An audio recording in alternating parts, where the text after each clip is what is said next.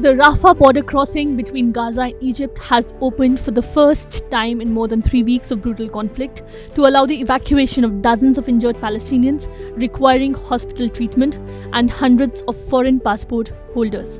This comes after Qatar mediated an agreement between Egypt, Israel and Hamas in coordination with the US to allow limited evacuations from besieged Gaza. More than 500 foreign nationals and dual citizens will be allowed to leave the enclave, the Gaza Borders and Crossings Authority said in a statement. Hundreds of people have gathered at the crossing at different times in recent weeks, but have not been allowed out due to disagreements among Egypt, Israel and Hamas. No one had been allowed to leave Gaza except for 4 hostages released by Hamas. Although more than 200 trucks carrying desperately needed aid have crossed into Gaza from Egypt, no people had been allowed to flee the battered territory. Live pictures from television crews at the border on the Gaza side showed scores of people in cars moving through the gates towards the Egyptian side through the damaged terminal area, some carrying their belongings. Queues formed on Wednesday morning at the terminal. After being allowed into the terminal area, huge queues formed around crossing booths for checks on passports and other documents. Ambulances waited on the Egyptian side to take away the wounded and sick.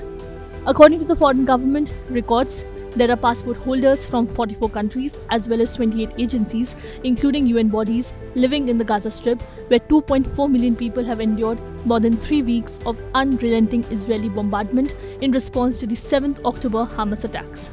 The opening of the crossing came as Palestinians reported another widespread outage of internet and phone services in Gaza on Wednesday, hours after Israeli airstrikes leveled apartment buildings near Gaza City and as ground troops battled Hamas militants inside the besieged territory. The Palestinian telecoms company Paltel reported a complete disruption of internet and mobile phone services in Gaza, marking the second time in 5 days that residents were largely cut off from the world.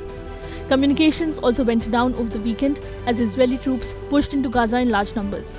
The strikes in Gaza began after a 7 October attack in which Hamas militants entered southern Israel, killing 1,400 people, the majority civilians, according to Israeli officials.